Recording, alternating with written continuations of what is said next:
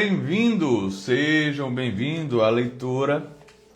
Estou compartilhando da leitura deste livro, A Isca de Satanás, de John Bevere. Muito bom, hoje nós estamos no quarto dia. Estamos no quarto dia. E o tema do quarto dia é Meu Pai, Meu Pai. Nós vamos conversar um pouco sobre este livro. Gente, eu vou te dizer o seguinte, esse conteúdo eu poderia estar guardando para mim, o aprendizado, poderia estar, paz seja convosco, Jaciara. Eu poderia estar guardando para mim, mas eu decidi não, né? Eu fui impelido por Deus, fui direcionado por Deus para poder estar compartilhando com você aqui. E espero poder estar fazendo, de alguma maneira, a diferença para você. O livro tem sido muito bom, tem sido muito agradável se compartilhar. Tem sido, depois que nós terminamos aqui a nossa live, tenho tido um momento de muita comunhão com Deus. E eu tenho certeza que não está sendo diferente aí para você. Ok? Tá tudo bem aí? Eu vou fazer a leitura, Vamos iniciar a nossa leitura de hoje, do capítulo 4 desse livro, e eu tenho certeza que este livro está sendo aí um diferencial para você também. O capítulo 4, ele fala sobre Saul e sobre Davi, sobre a relação entre Saul e Davi. E essa relação é uma relação de intimidade, de autoridade, e ele compara inclusive com desculpa, vou beber uma água aqui.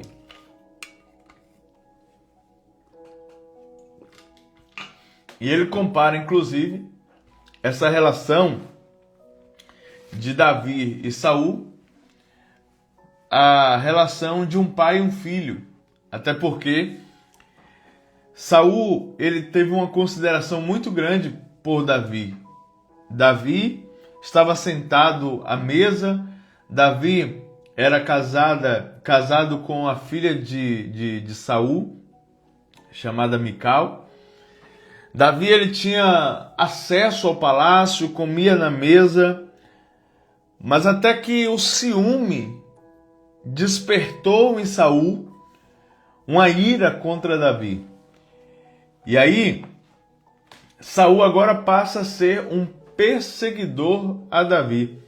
Lembra que nós falamos ontem sobre quando a ofensa ela não tem uma justificativa em si, quando você muitas vezes olha para a ofensa e você pensa assim, por quê? Mas aqui a gente vai entender o motivo da ofensa que Davi havia recebido. Saul, ele tinha sido rejeitado. Saul, ele havia sido rejeitado por Deus. E Deus havia trazido a Davi para assumir o reinado. Então, querendo ou não, Davi sabia que os dias de Saul estavam contados, né? Estavam com dias contados. E então, essa relação que Deus permitiu que Davi tivesse com Saul fez com que essa consideração fosse a consideração de pai e filho. Porque essa é a consideração entre um mentor e um liderado. Boa tarde, Meirinha. Paz. Então, esse capítulo 4 ele fala sobre isso. Sobre essa relação de Davi com Saul. No capítulo 4, a parte da leitura aqui. Vamos partir para a leitura. Nesse capítulo, quero tratar uma situação mais dolorosa do que a traição de um irmão. Uma coisa é ser rejeitado e ofendido pelos seus irmãos, pelos amigos, mas é totalmente diferente ser rejeitado e ofendido por um pai. Quando falo de pais, não me refiro apenas a pai biológico, mas a qualquer líder, ou seja, aquela pessoa que te gera, que gerou algo em você, né? Mas a qualquer líder que Deus tenha colocado sobre nós. Essas são pessoas que pensamos que nos amariam nos alimentariam e cuidariam de nós. No caso de Davi, Saul era rei, portanto, e sogro de Davi. Então, quando Saul ele cuida de Davi, coloca Davi para se alimentar na mesa, a viver na sua casa. E aí a Bíblia diz que dentro dessas guerras, Davi ele foi para a guerra junto com Saul, e quando voltou, gerou um ciúme da parte de Saul por Davi, por conta daquilo que as mulheres cantavam e dançavam. Quando Saul e Davi voltavam das batalhas lado a lado, as mulheres, olha só, pessoas que andavam lado a lado, né? Todas as mulheres da cidade de Israel saíram dançando e cantando. Saul matou os seus milhares e Davi seus 10 milhares. Isto enfureceu Saul, aquele que um dia passou Isso enfureceu Saul, e daquele dia em diante passou a desprezar Davi por 2 vezes. Quando Davi tocava a harpa para ele, Saul tentou matá-lo. A Bíblia diz que Saul odiava Davi porque ele sabia que Deus era com Davi. Olha só, muitas vezes pessoas vão te odiar porque sabe que Deus é contigo. E Davi poderia estar perguntando, né? O que está acontecendo? A promessa estava se cumprindo e agora está sendo destruída, já que ele estava tendo acesso à casa de Saul, ao palácio. O homem que é o meu mentor está tentando me matar, o que eu posso fazer? Saul é servo ungido de Deus, com ele contra mim, que chances eu tenho? Ele é o rei, o homem de Deus, que está sobre a nação de Deus. Por que Deus está permitindo isso? A essa altura a promessa não passava de uma sombra. Davi não vivia mais no palácio, não comia mais na mesa do rei. Ele habitava em cavernas úmidas e comia restos das feras do deserto. Ele já não cavalgava mais ao lado do rei, mas era caçado pelos homens que um dia lutaram ao seu lado. Não havia uma cama quente, nem servos para assisti-lo, nem elogios na corte real. Sua esposa foi dada a outro homem. Ele conheceu a solidão de um homem que não tem pátria. Observe que foi Deus e não o diabo quem colocou Davi sob os cuidados de Saul. Porque Deus não apenas permitiria isto, como também o planejaria. Porque o favor do rei foi exibido diante dos olhos de Davi somente para ser abruptamente retirado? Aquela era uma oportunidade fundamental para Davi se ofender. Seria ou não seria uma oportunidade para Davi se ofender? Não apenas com Saul, mas também com Deus. Porque Davi de verdade não tinha feito nada a não ser leal. E aí a Bíblia diz então que Saul passa a perseguir perseguir Davi, desculpa. E aí então ele começa a falar sobre muitos homens e mulheres, que o escritor passa a falar, né? Muitos homens e mulheres que eram submissos aos seus líderes, que eles sabiam, mesmo assim eles se sentiam isolados e sós, estavam em busca de alguém que fosse um pai para ele, mas Deus permitiu que esses passassem por rejeição, porque queria fazer com que eles o que havia feito com Davi, né? E aí o que é que a gente vai falar? A quem Davi tinha? Quem era com Davi? E aí o texto as pessoas foram rejeitadas, Davi foi rejeitado por Saul, mesmo assim ele continuou sendo fiel ao rei Saul, porque ele sabia que quem era responsável por Saul não era ele. Olha só, isso aqui é uma chave poderosa para a sua vida. Quem é o responsável para resolver um problema com o seu líder é exatamente quem o instituiu como líder, e não necessariamente você. E aí às vezes alguém pergunta assim, mas quem vai me vingar? Quem vai tomar meu partido? Ah não, eu vou ter que me vingar, eu vou ter que fazer alguma coisa. E foi isso que começou a acontecer com os amigos de Davi. A Bíblia fala que Abissai achava que Davi tinha boas razões para permitir que ele matasse Saul. Mas mesmo assim, Davi estava dizendo para não fazer isso. Vamos lá, gente. Deixa eu explicar aqui melhor, que eu perdi o fio da meada aqui, mas vamos lá, vamos voltar aqui. Todos os motivos pareciam bons, né? Motivos para matar Saul. Porém, para Davi não fazia sentido. Ou seja, Davi tinha motivos para ser ofendido pelo seu líder. Mas para construir ofensas, para manter ofensa contra o seu líder. Porém, Davi, embora estivesse recebendo o encorajamento de outras pessoas, ele diz assim: não o mataste, não mates, pois quem haverá que estenda a mão contra o ungido do Senhor e fique por inocente? Tão certo como vive o Senhor, este o ferirá.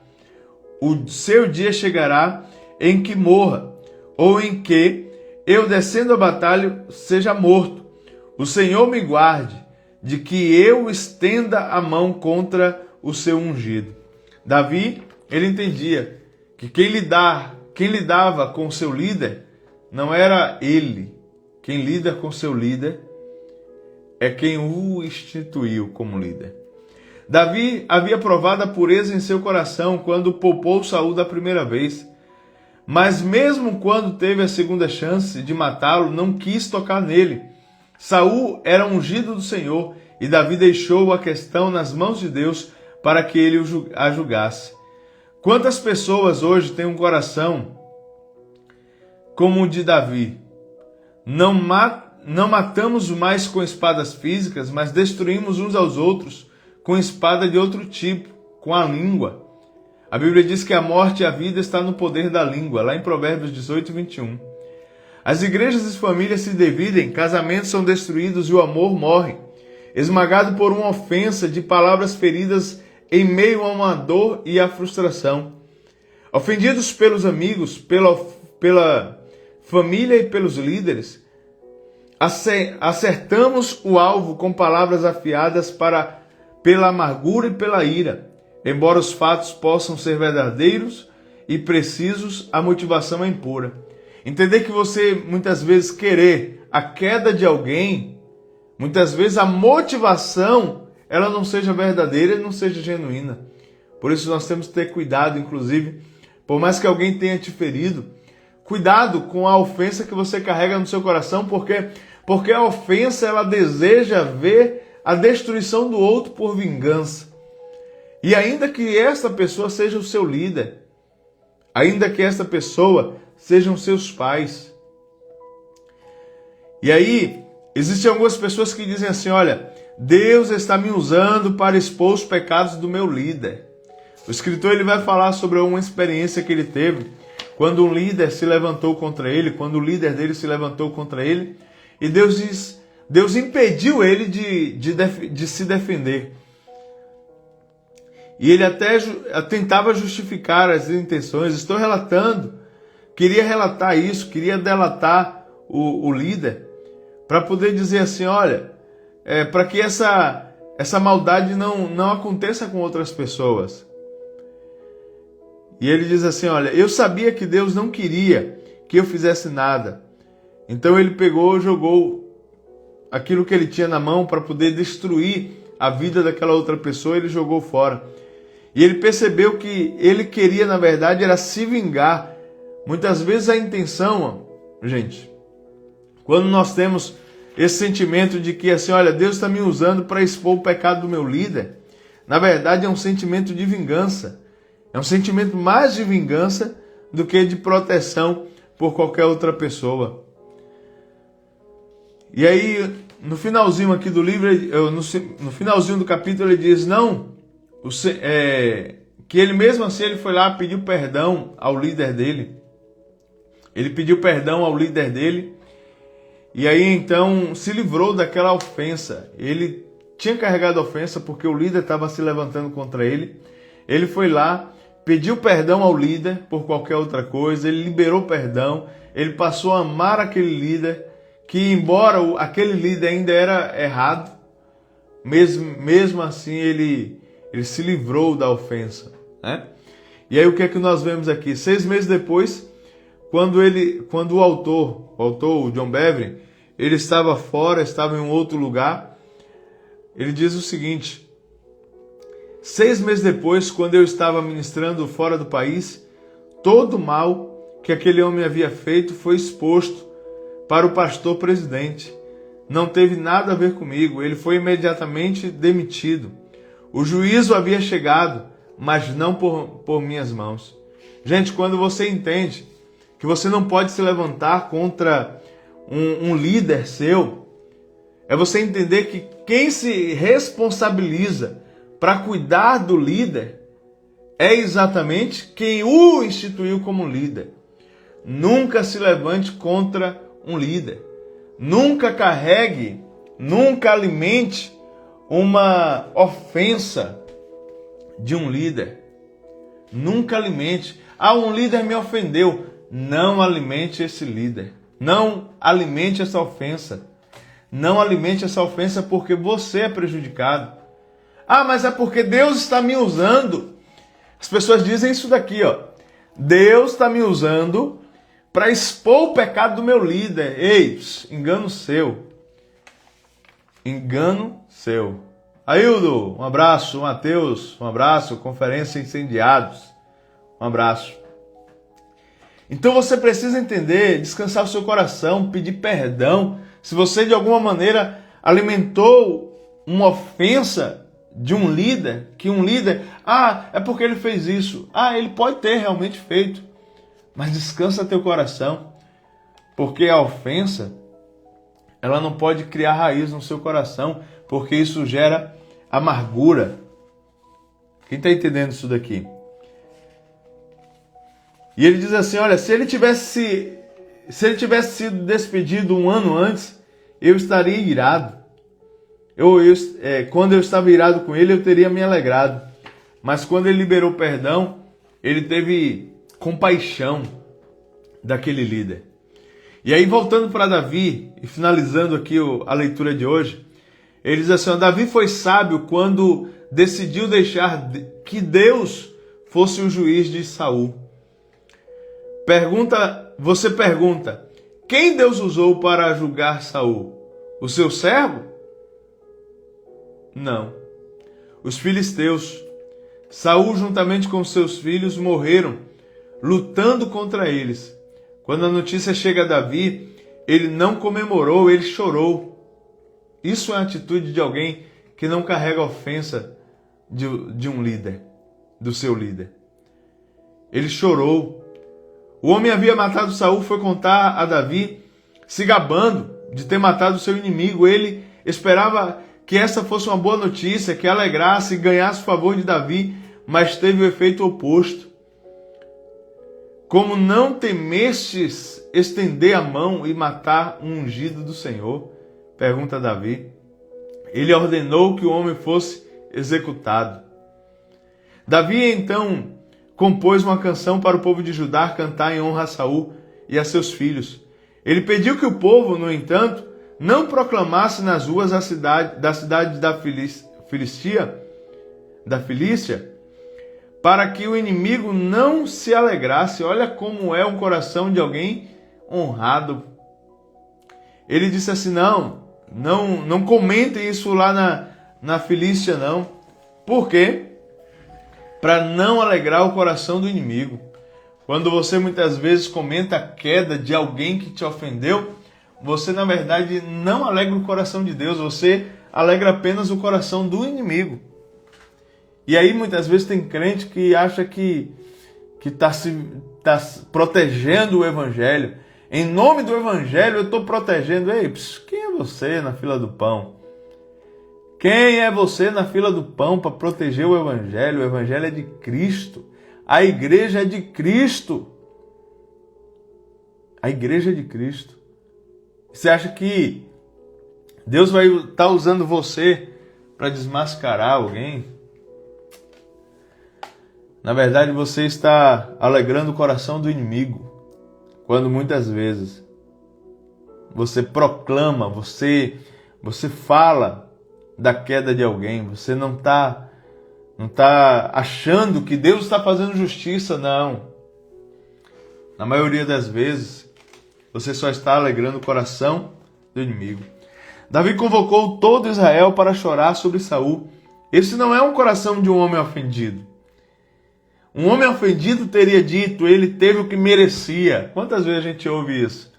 Ele teve o que merecia. Davi foi mais longe.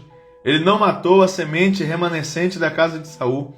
Em vez disso, demonstrou bondade para com eles. Deu terras e alimento a eles e garantiu que seus descendentes um assento à mesa do rei. Isso lhe soa como uma atitude de um homem ofendido? Embora Davi tivesse sido rejeitado por aquele que deveria ter sido um pai para ele, ele permaneceu leal mesmo após a morte de Saul. E é fácil ser leal a um líder ou um pai que o amava. Mas quando alguém que está determinado, mas e quanto há alguém que está determinado a destruí-lo? Você quer ser um homem ou uma mulher segundo o coração de Deus? Ou quer procurar se vingar? E aí termina aqui a palavra aqui. Você quer ser um homem ou uma mulher de Deus, segundo o coração de Deus, ou quer se vingar?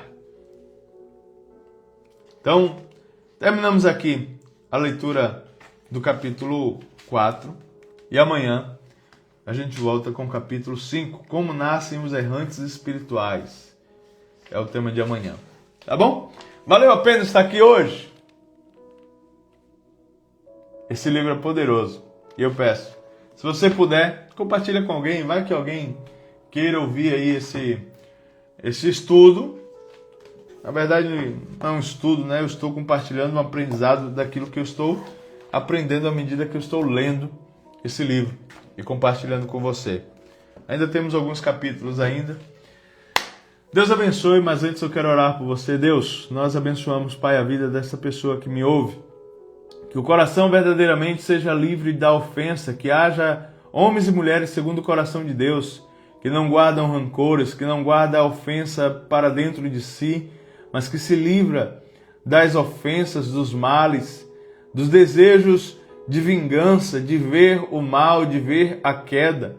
Pai, que possamos verdadeiramente não sermos aqueles que fazem o inimigo se alegrar, mas que possamos ser aqueles a quem alegram o Senhor por nossas atitudes, pelo nosso coração, pela nossa humildade, e não carregamos ofensas dentro do nosso coração.